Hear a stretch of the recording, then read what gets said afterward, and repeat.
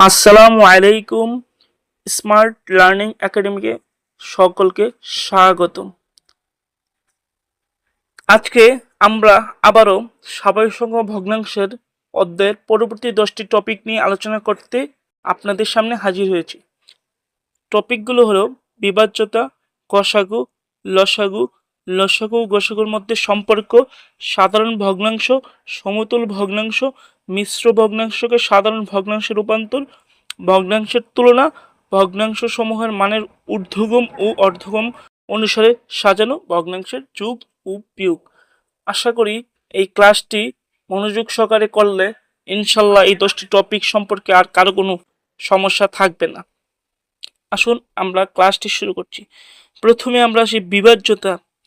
বিভাজ্যতা হলো এমন একটি ধারণা যেখানে একটি সংখ্যা অন্য সংখ্যা দিয়ে সম্পূর্ণরূপে ভাগ করা যায়, কোনো ভগ্নাংশ বা অবশিষ্ট থাকে না। অর্থাৎ আমরা যদি আরেকটু সহজভাবে বলি, বিভাজ্যতা হলো এমন একটি পদ্ধতি যেখানে একটা সংখ্যাকে অন্য সংখ্যা দিয়ে ভাগ করলে ভাগশেষ শূন্য হয়। যেমন আমরা যখন 12কে 3 দ্বারা ভাগ করি, ভাগফল আসে 4, অর্থাৎ ভাগশেষ শূন্য হয়। তাই 12 সংখ্যাটি 3 দ্বারা বিভাজিত। আবার যখন আমরা 15কে 4 দিয়ে ভাগ করতে যাই তখন ভাগফল থাকে, ভাগশেষ থাকে। তাই 15 4 দ্বারা বিভাজ্য নয়। অর্থাৎ আমরা আরেকটু ক্লিয়ার যদি করি, বিভাজ্যতা হলো এমন একটি সংখ্যা যেটা একটা সংখ্যাকে অন্য সংখ্যা দিয়ে ভাগ করলে ভাগশেষ থাকবে না। আশা করি বিষয়টি ক্লিয়ার করতে পেরেছি। এখন আমি কয়েকটা ট্রিকি নিয়ে কথা বলবো, যে ট্রিকিগুলো মনে রাখলে সহজেই আপনারা বিভাজ্য কোন সংখ্যাটি হবে, ওই সংখ্যাটি দিয়ে হবে কিনা সেইগুলো সহজেই পারবেন। যেমন 2 এর বিভাজ্যের ক্ষেত্রে আমাদেরকে এই জিনিসগুলো মনে রাখতে হবে। যদি সংখ্যা শেষে 2, 4, 6, 8 এই সংখ্যাগুলো থাকে তাহলে সেই সংখ্যাটি 2 দ্বারা বিভাজ্য হবে।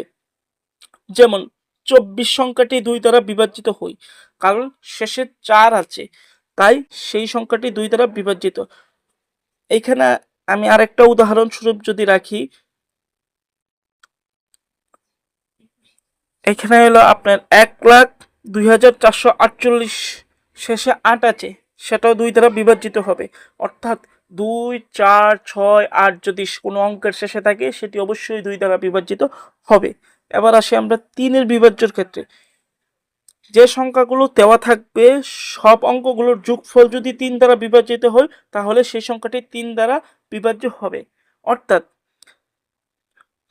এখন আমি উদাহরণস্বরূপ এখানে লিখেছি যে 123 3 দ্বারা বিভাজিত, কারণ 1, 2, 3 তিনটার যোগফল হইল 6, অর্থাৎ 6 সংখ্যাটি 3 দিয়ে ভাগ যায়, তাই 123 সংখ্যাটি 3 দ্বারা বিভাজিত। কথাগুলো এইভাবে। যেমন আমি আরেকটা উদাহরণস্বরূপ লিখছি 5214, এটা যদি টোটাল আমরা যোগ করতে যাই আসে 12, তো 12 3 দ্বারা বিভাজিত, তাই 5214 3 দ্বারা বিভাজিত। আশা করি বিষয়টা ক্লিয়ার করতে পেরেছি। এবার আমরা আসি 4-এর বিভাজ্যের ক্ষেত্রে। যেই সংখ্যাগুলি দেওয়া থাকুক না কেন শেষের দুইটা অঙ্ক যদি 4 দ্বারা বিভাজিত হয় তাহলে সেটি 4 দ্বারা বিভাজিত হবে। আমরা কি করব, 4-এর বিভাজ্যের ক্ষেত্রে সবসময় শেষের দুইটা অঙ্ককে ফলো করব। যেমন 124 4 দ্বারা বিভাজিত, কারণ 24 শেষেরটা আমরা চিন্তা করব, 24 সংখ্যাটি অবশ্যই 4 দ্বারা বিভাজিত। আমি উদাহরণস্বরূপ আরেকটা লিখেছি হলো 236, আমরা শেষের দুইটাকে নিয়ে চিন্তা করব, 36কে আমরা 4 দিয়ে ভাগ করব, তো দেখলে আমরা দেখতে পাই যে অবশ্যই 36 দিয়ে 4 দিয়ে ভাগ করলে 9, মানে 4 দ্বারা বিভাজিত পুরো সংখ্যাটা, তাহলে 4 দ্বারা বিভাজিত হবে। 5-এর বিভাজ্যের ক্ষেত্রে শেষ অঙ্ক যদি 0 অথবা 5 হয় তাহলে সংখ্যাটি 5 দ্বারা বিভাজিত হবে। 5-এর বিভাজ্যের ক্ষেত্রে শেষ সংখ্যা যদি 0 অথবা 5 থাকে তাহলে সেই সংখ্যাটি 5 দ্বারা বিভাজিত হবে। উদাহরণস্বরূপ আমি এখানে 25 লিখেছি, শেষে 5 আছে, তাই সংখ্যাটি 5 দ্বারা বিভাজিত। এখানে যদি 110 হতো সেটা 5 দ্বারা বিভাজিত, কারণ শেষে 0 আছে। আমাদেরকে মনে রাখতে হবে 0 অথবা 5 যদি শেষে থাকে সেটা যেই সংখ্যাই হোক না কেন সেটা 5 দ্বারা বিভাজিত হবেই। ছয়ের বিভাজ্যের ক্ষেত্রে আসি আমরা, যে সংখ্যাটাই দেওয়া থাকুক সেটা যদি 2 ও 3 উভয় দ্বারা বিভাজিত হয় তাহলে সেই সংখ্যাটি 6 দ্বারা বিভাজিত হবে। 2 এবং 3 উভয় দ্বারা বিভাজিত হতে হবে। যদি 2 দ্বারা বিভাজিত হয়, 3 দ্বারা বিভাজিত না হয়, তাহলে 6 দ্বারা বিভাজিত সেই সংখ্যাটি হবে না। দেখি আমরা, যেমন উদাহরণস্বরূপ আমি বুঝার জন্য দেখছিলাম 36। 36-এর সংখ্যাটি আপনি 2 দিয়ে যদি বিভাজ্য করেন 36, কারণ শেষের অঙ্ক 6 আছে। 6 আমরা 2 এর বিভাজ্যের ক্ষেত্রে আমরা শিখছি কি 2, 4, 6, 8 যদি থাকে সেটি 2 দ্বারা বিভাজিত। এখানে 6 আছে, অবশ্যই সেটি 2 দ্বারা বিভাজিত হবে। আমরা 3 এর বিভাজ্যের ক্ষেত্রে কি শিখেছি, তাদের যোগফল, অর্থাৎ 3 আর 6 এর যোগফল হচ্ছে 9, সেটাও 3 দ্বারা বিভাজিত। সুতরাং 36 হচ্ছে 6 দ্বারা বিভাজিত, কারণ 2 ও 3 উভয় দ্বারাই সেটি বিভাজিত হচ্ছে। আশা করি বুঝতে পেরেছি। এবার আমরা আসি 9 এর বিভাজ্যের ক্ষেত্রে। 9 এর বিভাজ্য এবং 3 এর বিভাজ্যটা একদম সেম। সংখ্যা যতগুলো দেওয়া থাকবে অঙ্ক, সেই অঙ্কগুলোর যোগফল যদি 9 দ্বারা বিভাজিত হয় তাহলে সেটা 9 এর বিভাজ্য হবে। এখানে আমি উদাহরণস্বরূপ দিয়েছিলাম 81। 81-কে আমরা যদি যোগ করতে যাই, 8 আর 1 9, সুতরাং 9 সংখ্যাটি অবশ্যই 9 দ্বারা বিভাজিত। এইখানে উদাহরণস্বরূপ আরেকটা দিয়েছি আমি 531, অর্থাৎ 5, 3, 1-এর যোগফল হয় 9, সুতরাং 531ও 9 দ্বারা বিভাজিত। অর্থাৎ তাদের যোগফলের সমষ্টি যদি 9 দ্বারা বিভাজিত হয় অঙ্কগুলোর, তাহলে সেটা 9 দ্বারা বিভাজিত হবে। 10-এর বিভাজ্যের ক্ষেত্রে আসি, যদি শেষের অঙ্ক 0 হয় তাহলে সেই সংখ্যাটি অবশ্যই 10 দ্বারা বিভাজিত হবে। আমি উদাহরণস্বরূপ এখানে 50 দিয়েছি, শেষের অঙ্ক আছে কত আছে 0, সেটা অবশ্যই 10 দ্বারা বিভাজিত। সেইখানে যদি 250 হইতে পারে, 350 হইতে পারে, 100 হইতে পারে, সবগুলো শেষে যদি 0 থাকে সেটি অবশ্যই 10 দ্বারা বিভাজ্য। আশা করি বিষয়গুলো ক্লিয়ার করতে পেরেছি। এই ট্রিকগুলো যদি আমরা মনে রাখতে পারি তাহলে আমাদের বিভাজ্য নিয়ে আশা করি আর কোনো সমস্যা থাকবে না। এবার আসি আমাদের আরেকটি টপিক নিয়ে, সেটি হচ্ছে গসাগু। গসাগুর সম্পূর্ণরূপ হচ্ছে গরিষ্ঠ সাধারণ গুণনীয়ক। গসাগু হলো দুই বা ততোধিক সংখ্যার মধ্যে যে সবচেয়ে বড় সাধারণ গুণনীয়ক হয় সেটাই হচ্ছে গসাগু। গসাগু হলো দুই বা ততোধিক সংখ্যার মধ্যে যে সবচেয়ে বড়টা হবে সেটা মনে রাখতে হবে গসাগু। গসাগুর আরেকটু যদি বলি, অর্থাৎ যে সংখ্যাটি দিয়ে সবগুলো নিঃশেষ ভাগ করা যায়। যেমন আমি এখানে বোঝানোর জন্য দিয়েছিলাম 12 এর গুণনীয়কগুলো কিভাবে বের করবো আমরা, যে 12 কোন কোন সংখ্যা দিয়ে যায়, যেমন 1 × 2, 2-এ যাই, সরি আমি এখানে একটু ভুল দিয়েছি, 1 × 12 হইতো, এখানে আমি এটা 2 দিয়ে দিয়েছি, এটা কারেকশন করে নেবেন পরবর্তীতে। এবং 2 × 6 এবং 12 হয়, 3 × 4 হয় 12 হয়। অর্থাৎ 12 এর সাধারণ গুণনীয়কগুলো হচ্ছে 1, 2, 3, 4, 6 এবং 12। একইভাবে 18 এর গুণনীয়কগুলো আমি লিখেছি, এবং সাধারণ গুণনীয়ক হবে তাদের মধ্যে যে উভয়ের মধ্যে যেগুলো কমন, মানে দুইটার মধ্যেই আছে, যেমন 1 উভয়ের মধ্যেই আছে, 2 উভয়ের মধ্যেই আছে, 3 উভয়ের মধ্যেই আছে, 6 উভয়ের মধ্যেই আছে। যেটা উভয়ের মধ্যেই থাকে, দুইটার মধ্যেই থাকে, সেটা হয় তাদের সাধারণ গুণনীয়ক। এবার আসি সাধারণ গুণনীয়কের মধ্যে সবচেয়ে বড় যেটা সেটাই হয় গসাগু। তো 1, 2, 3, 6 এইগুলোর মধ্যে সবচেয়ে বড় হচ্ছে 6, তাই এইটার গসাগু হবে 6। আশা করি বিষয়টা ক্লিয়ার করতে পেরেছি। এবার আমরা আরেকটি টপিক নিয়ে আসি, সেটি হচ্ছে লসাগু। লসাগুর পূর্ণরূপ হচ্ছে লঘিষ্ঠ সাধারণ গুণিতক। দুই বা ততোধিক সংখ্যার মধ্যে যে সবচেয়ে ছোট সাধারণ গুণিতক সেটা হচ্ছে গসাগু। আমরা যেন প্যাচ না লাগাই দিই, লসাগুর ক্ষেত্রে আমরা হচ্ছে সবচেয়ে ছোট সাধারণ গুণিতক যেটা, আর গসাগুর ক্ষেত্রে হচ্ছে সবচেয়ে বড় সাধারণ গুণনীয়ক যেটা। ঠিক আছে, গুণিতকের ক্ষেত্রে হচ্ছে আমরা যদি এইভাবে বলি, যেমন আমি একটা উদাহরণস্বরূপ বোঝানোর জন্য দিয়েছিলাম, 4 এর গুণিতক 4, 8, 12, 16, এটা কিন্তু চলতেই থাকবে, এই জন্য আমি ডট ডট ডট ডট দিয়ে দিছি। এবং 6 এর গণিতক হলো 6, 12, 18, 24, এদের মধ্যে কমন বা সাধারণ গণিতিক হচ্ছে 12 এবং 24টা। 4-এর গণিতিক যদি আমরা একটু বাড়াই তাহলে দেখতে পারবো 4-এর মধ্যে 24 আছে, কিন্তু আমাদের গসাগু হবে 12, কারণ দুই বা ততোধিক সংখ্যার মধ্যে যেটা সবচেয়ে ছোট সেটা হচ্ছে আমাদের লসাগু। তো 12 আর 24-এর মধ্যে সবচেয়ে ছোট হচ্ছে 12। এইভাবে যদি না আপনার আমি আরেকটা পদ্ধতি শিক্ষা দিয়ে দিচ্ছি, সেটা হচ্ছে ইউক্লিড পদ্ধতি লসাগু নির্ণয়। 4 ও 6-এর লসাগু ক্ষেত্রে আমরা যদি করি, যদি এইভাবে দেওয়া থাকে, আমরা একটা জিনিস মনে রাখতে হবে, দুইটা সংখ্যা থাকুক, তিনটা থাকুক, চারটা থাকুক, কিন্তু তাদের মধ্যে সংখ্যাগুলো যদি কমপক্ষে দুইটা সংখ্যা ভাগ যায় এমন সংখ্যা দিয়ে আমাদেরকে ভাগ করতে হবে। তিনটা সংখ্যা থাকলে ও থাকুক, বা চারটে থাকুক, বা দুইটাই থাকুক, কমপক্ষে দুইটা সংখ্যা দিয়ে ভাগ যায় সেই সংখ্যা দিয়ে আমাদেরকে ভাগ করতে হবে। যেমন 4 ও 6 2 দিয়ে, উভয় 2 দিয়ে ভাগ যায়। যদি 4-কে আমরা 2 দিয়ে করি তাহলে 2, 6-রে করি 3। এখন 2 আর 3-কে আর একটা দিয়েও যাইতেছে না, 2-কে দিলে 3 যাচ্ছে না, 3-কে দিলে 2 যাচ্ছে না, তাই আমরা শেষে কি হবে, এই সবগুলো গুণ হবে, 2 দুকানে 4 আর ইন্টু 3, 3 4 12। এইভাবে আমরা লসাগু নির্ণয় করতে পারি। আশা করি বিষয়টা ক্লিয়ার হতে পেরেছি। এবার আসি আমরা লসাগু ও গসাগুর মধ্যে সম্পর্ক।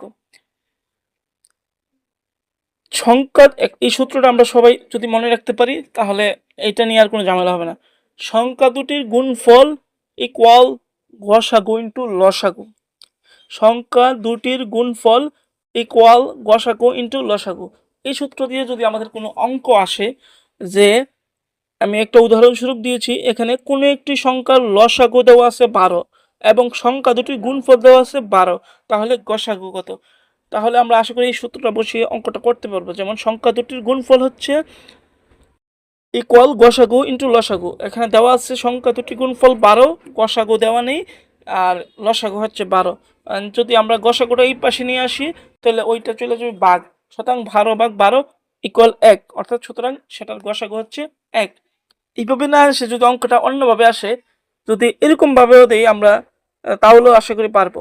যদি দেওয়া থাকে কোনো একটি সংখ্যার লসাগু 12 এবং গসাগু 1, সংখ্যা দুটির গুণফল কত? তাহলে আরও সহজ, তখন আমরা সংখ্যা দুটির গুণফল ইকুয়াল গসাগু ইন্টু লসাগু, সেইখানে গসাগু 1, লসাগু 12 ইকুয়াল সংখ্যা দুটির গুণফল হচ্ছে 12। আমাদেরকে মনে রাখতে হবে তাদের তিনটার মধ্যে, অর্থাৎ সংখ্যা দুটির গুণফল গসাগু লসাগু, এই তিনটার মধ্যে যদি দুইটার মান দেওয়া থাকে আমরা যে কোনটার মান বের করতে পারবো। সংখ্যা দুটির গুণফল গসাগু লসাগুর মধ্যে যদি তিনটার মধ্যে দুইটার মান দেওয়া থাকে তাহলে আমরা যে কোনটার মান বের করতে পারবো। সেটা সংখ্যা দুটির গুণফল গসাগু লসাগু যেটারই হোক, আমরা সেটা দিয়ে অঙ্ক ইনশাল্লাহ পারবো। আশা করি বুঝতে পারবেন। আমরা এবার ভগ্নাংশ নিয়ে। ভগ্নাংশ হলো এমন একটা সংখ্যা যা সম্পূর্ণ কোনো কিছু অংশকে বোঝায়। অর্থাৎ আমি যদি একটু বুঝাই, মনে করেন আপনার কাছে একটা বার্গার আছে, এটা একটা সম্পূর্ণ বার্গার, আপনারা 4 ভাই বোন, তো 4 ভাই বোনকে আপনি বার্গারটা ভাগ করে দিবেন, তাহলে 4টা ভাগ হয়ে যাবে। এই প্রতিটা ভাগকৃত অংশকে বলা হবে ভগ্নাংশ, অর্থাৎ প্রতিটা অংশকে বলা হবে ভগ্নাংশ। এই বার্গারের প্রতিটা অংশ যখন ভাগ করবেন, 4টা ভাগ করবেন, সেটা হবে ভগ্নাংশ। আশা করি বুঝাতে পেরেছি। ভগ্নাংশ সাধারণত 2 ধরনের হয়ে থাকে, একটা হচ্ছে সাধারণ ভগ্নাংশ আর একটা হচ্ছে দশমিক ভগ্নাংশ। আর একটা বিষয় ক্লিয়ার করি, ভগ্নাংশের 2টা অংশ থাকে, একটা হচ্ছে লব আর একটা হচ্ছে হর। ভগ্নাংশের উপরের অংশ যেটা থাকে সেটা হচ্ছে লব, ভগ্নাংশের নিচে যেটা থাকে সেটা হচ্ছে হর, মাঝখানে ভাগ দেওয়া থাকে।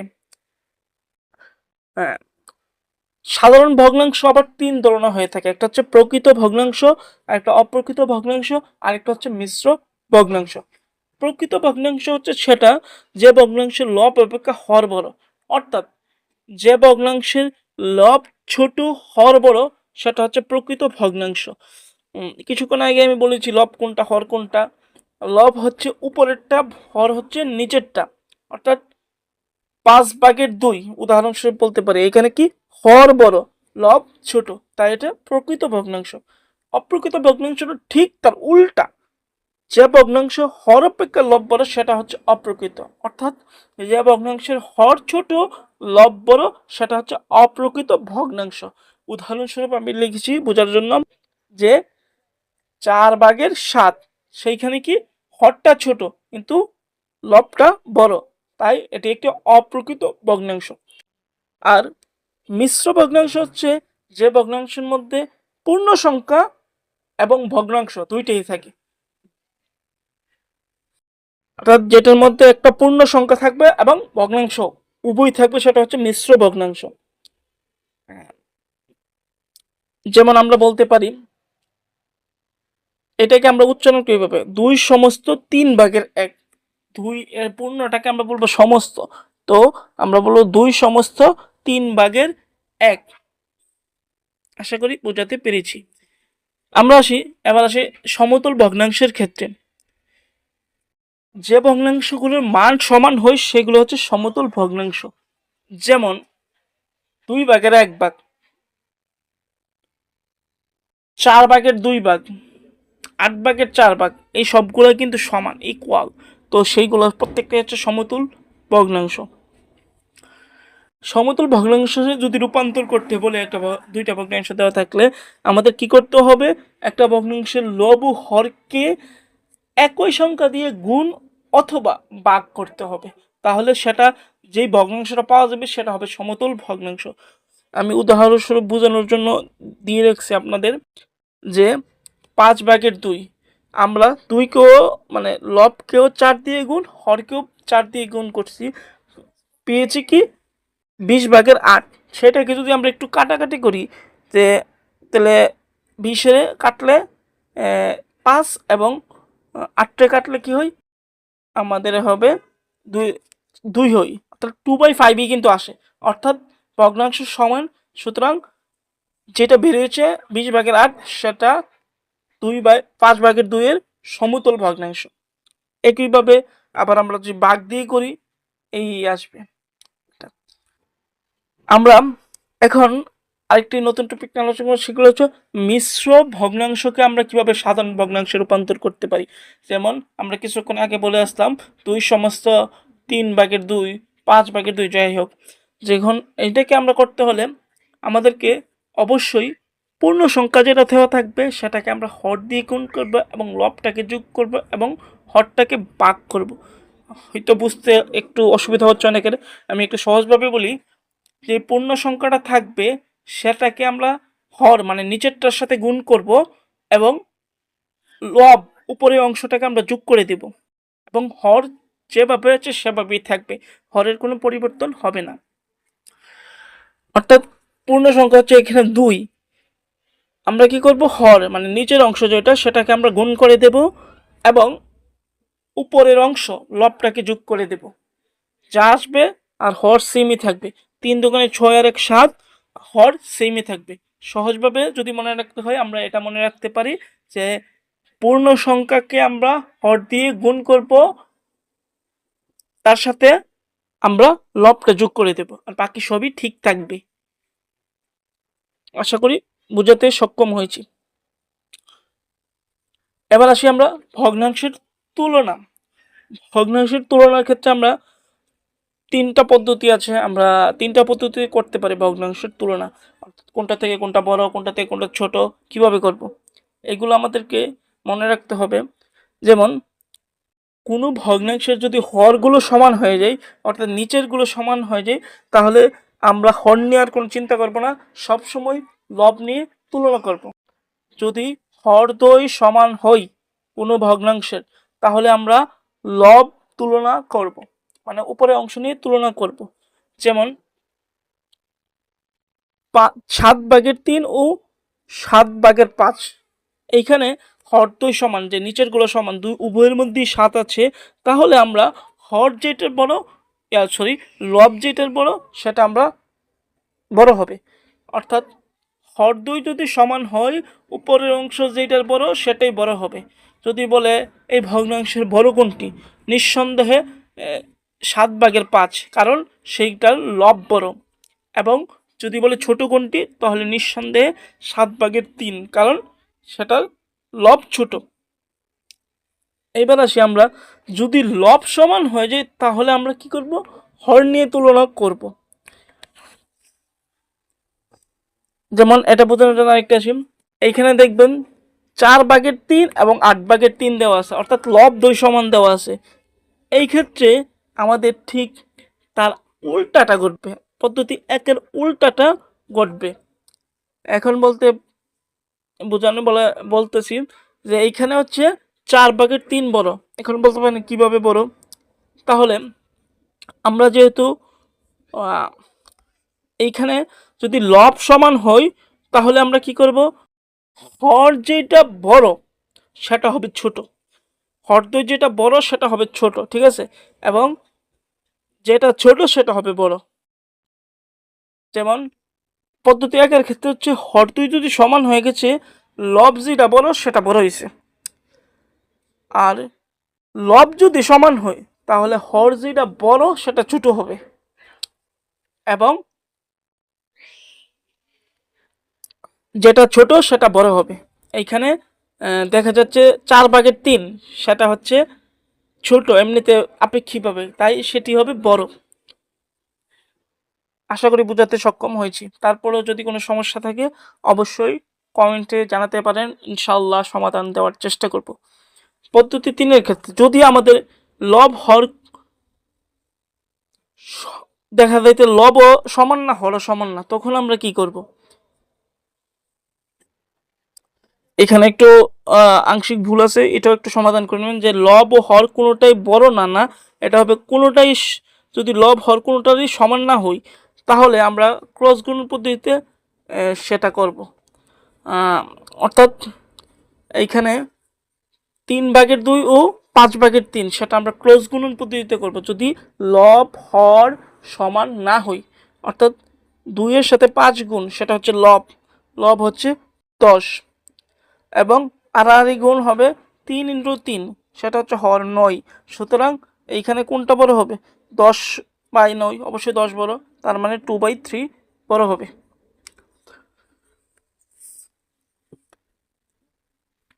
এবার আসি আমরা আরেকটি টপিক, সেটি হচ্ছে ভগ্নাংশ সমূহকে মানের ঊর্ধ্বগম এবং অর্ধগম অনুসারে সাজানো। ঊর্ধ্বগম মানে কি আমাদের বুঝতে হবে, অর্ধগম না মানে কি আমাদের বুঝতে হবে। ঊর্ধ্বগম মানে হচ্ছে ছোট থেকে বড়র দিকে যাওয়া, এবং অর্ধগম মানে হচ্ছে বড় থেকে ছোটর দিকে যাওয়া, একটা আরেকটার বিপরীত। ভগ্নাংশ ঊর্ধ্বগম হইলে আমরা সবসময় ছোট থেকে বড়র দিকে যাব। এই যে আগের যে টপিকটা পড়ে আসছি, এটার মধ্যে ইম্পর্টেন্স বা দরকার হবে। আমরা যদি তাদের হর সমান হয় অথবা লব সমান হয়ে যায়, তাহলে আমরা আগের পদ্ধতি ব্যবহার করব, যে হরদ্বয় যদি তাদের সমান হয় তাহলে যার লব বড় সে বড় হবে, যার লব বড় সে বড় হবে। অর্থাৎ ছোট থেকে ঊর্ধ্বগমে যদি ছাড়াই তাহলে আগে ছোটটা বসবে, তারপরে বড়টা বসবে, আর অর্ধগমে যদি বসাই তাহলে বড় থেকে ছোটটা যাবে। আশা করি বোঝাতে সক্ষম হয়েছি। আবার যদি লবদ্বয় সমান হয়, ভগ্নাংশটির লবদ্বয় সমান হয়, মনে রাখবেন ভগ্নাংশটির যদি লবদ্বয় সমান হয়ে যায়, তখন আমরা কি করব, তখন আমাদের দেখতে হবে হর যেটার বড় সেটা হবে ছোট, হর যেটার বড় সেটা হবে ছোট, এবং যেটা ছোট সেটা হবে বড়। তখন আমরা যদি সাজাই তাহলে যেটা হর বড় সেটা হবে ছোট, সেটা আগে বসবে, তারপরে হচ্ছে বড়টা বসবে। যদি এমন হয় যে লব হর কোনোটাই সমান নয়, তখন আমরা কি করব, কিভাবে আমরা ঊর্ধ্বক্রমে সাজাবো, তখন আমরা এই পদ্ধতিটা করতে পারি, যে যেখানে আমি উদাহরণস্বরূপ এখানে দিয়েছি 2/1, 3/1, 4/1। তখন আমরা হরগুলোর লসাগু নির্ণয় করবো। প্রথমত 2, 3, 4-এর লসাগু হচ্ছে 12। আমরা কিছুক্ষণ আগেই দেখাই আসছি লসাগু কিভাবে বের করতে হয়। আশা করি আর নতুন করে দেখানোর মতো নই, তাই আর দেখালাম না, এখানে নিজেরাই করে দেখতে পারো। 2, 3, 4 দেখা যাবে। এমন আমি কথা বলছিলাম যে লসাগু করতে দুইটি সংখ্যার ভাগ যাই সেইটা, অর্থাৎ 2 আর 4 2 দিয়ে ভাগ যাবে, সেইভাবে ধারাবাহিকভাবে ভাগ যাওয়ার পরে গুণ হবে, গুণ হয়ে দেখবে লসাগু আসে 12। এখন আমাদের একটু রূপান্তর করতে হবে, অর্থাৎ হরগুলোকে আমরা কি করে ফেলবো, সমান করতে হবে, না হলে আমরা ঊর্ধ্বক্রম অনুসারে সাজাতে পারবো না। আমাদের শর্তই হচ্ছে এইগুলোর ক্ষেত্রে আমাদের হরগুলারে বা লবগুলারে সমান করে দিতে হবে, হরগুলারে অথবা লবগুলার সমান করতেই হবে। তো আমি এইখানে 2/1 অংশকে আমরা প্রথমে কি করব, আমাদের লসাগু দিয়ে আমাদের হরটাকে ভাগ করে দেব, অর্থাৎ 12কে 2 দিয়ে ভাগ করলে আমরা পাই 6, আর লসাগু নিচে বসবে, 12 ঠিকই থাকবে।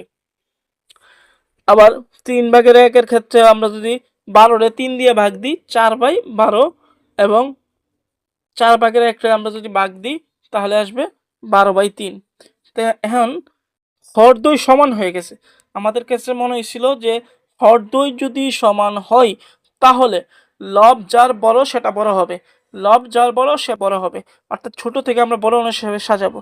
তো 12/3 এটা সবচেয়ে ছোট, তারপর এটা থেকে বড় হচ্ছে 12/4, তারপরে হচ্ছে 12/6।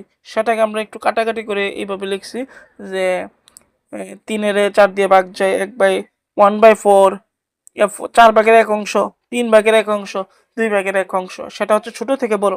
মানে আমরা কি ঊর্ধ্বক্রমে সাজাইছি, আবার যদি অনুর্ধ্বক্রমে সাজাই ঠিক তার উল্টাটা হবে, চিহ্নটা চেঞ্জ করবে, উল্টাটা হবে। ঠিক আছে, আশা করি বুঝতে পারছি। ভগ্নাংশের যোগ বিয়োগ খুব জটিল না, একদম সহজ, একবার বুঝিয়ে দিলে ইনশাল্লাহ পারবা।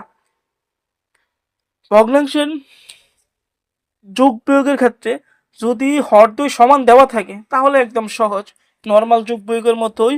হরদ্বয় যদি সমান থাকে, অর্থাৎ হরদ্বয় যদি সমান হয় তাহলে ভগ্নাংশের হর 7 আর উপরে 2টা যোগ হয়ে যাবে। হরদ্বয় যদি সমান হয়ে যায় তাহলে নিচের হর ঠিক থাকবে আর উপরের লব 2টা যোগ হয়ে যাবে, সেটা হচ্ছে যোগ। এবার আসি, হর যদি ভিন্ন হয় তখন আমাদের কি করতে হবে। হর যদি ভিন্ন হয়ে যায় তখন আমাদের হর দিয়ে আমাদেরকে লসাগু বের করতে হবে, অর্থাৎ 4 ও 5-এর লসাগু বের করতে হবে।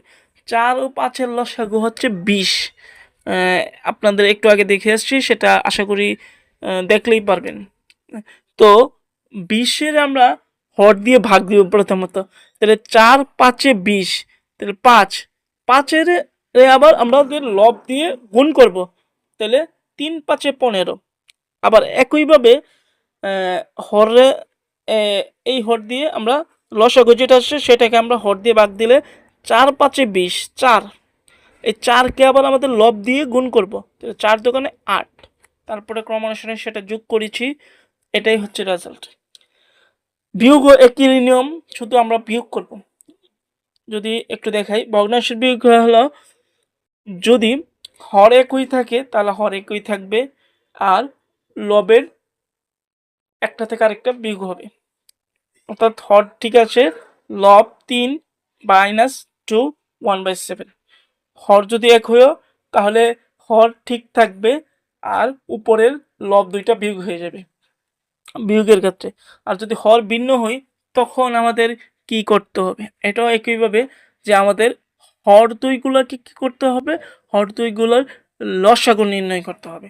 4 ও 5-এর লসাগু হচ্ছে 20। তো আমরা যখন 20 আসে, লসাগুটাকে আমরা কি করব, হর দিয়ে ভাগ করব, লসাগুকে আমরা হর দিয়ে ভাগ করব।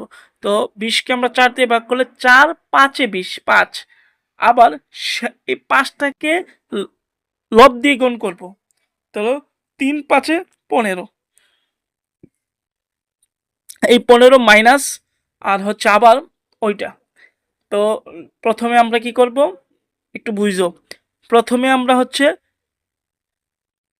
লসাগুকে হর দিয়ে ভাগ দিব, 4×5 = 20, 4, এবং সেই 4কে আমরা কি করব, লব দিয়ে গুণ করব। 4×2 = 4, 2 দিয়ে গুণ 4 × 8, 4 2 দিয়ে করলে হচ্ছে 8,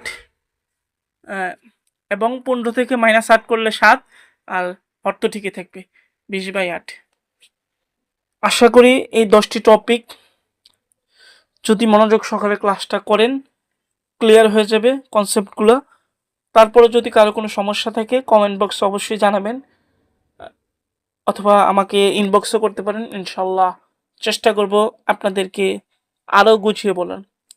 আর আমি প্রথম ক্লাস নিচ্ছি বিদায় আমার বুট বা আসবাবপত্র কিছুই নেই।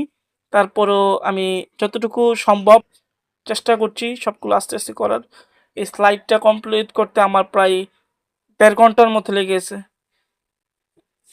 তো আশা করি সবাই মনোযোগ দিয়ে ক্লাসটা করবেন। আর ক্লাসটা যদি ভালো লাগে লাইক, কমেন্ট, শেয়ার এবং ইউটিউবের চ্যানেলটি সাবস্ক্রাইব করবেন। তা তা স্মার্ট লার্নিং একাডেমিতে, এবং ক্লাসটি আপনার বন্ধুদের মাঝে শেয়ার করে দেবেন। আশা করি সকলে ভালো থাকবেন। আগামী ক্লাসে আমরা ইনশাল্লাহ স্বাভাবিক সংখ্যা ভগ্নাংশ পুরো অধ্যায়টা শেষ করে দেবো ইনশাল্লাহ। চেষ্টা করছি যত ছোট ক্লাস করে দেওয়া যায়, কারণ আমরা লং ক্লাস করতে গিয়ে বোরিং হয়ে যাই।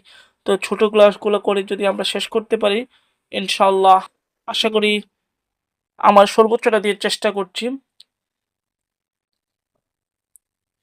এই আর কি, সকলে ভালো থাকবেন। আসসালামু আলাইকুম ওয়া রাহমাতুল্লাহি ওয়া বারাকাতুহু।